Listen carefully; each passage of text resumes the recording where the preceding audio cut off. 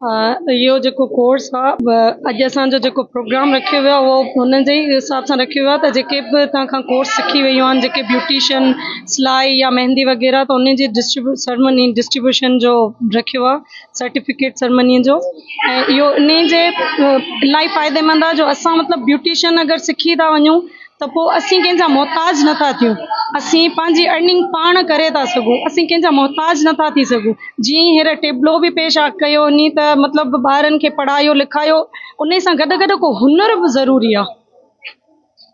पैगाम इहो ई ॾियणु चाहींदसि त पंहिंजे नियाणी अॻियां वधायो, उन घर में न विहारियो ऐं उन जेको इहो अर्ली मैरिज था कराइनि उहा न कराइनि, इलाही जल्दी था कराइनि। नंढी एज में मतिलबु 16-18 एज में जी उनखे शादी था कराए छॾीनि, त उन खां परहेज़ कनि, पंहिंजे ॿारनि खे पढ़ाइनि लिखाइनि अॻियां वधाइनि ऐं हुनर मंझि विझनि।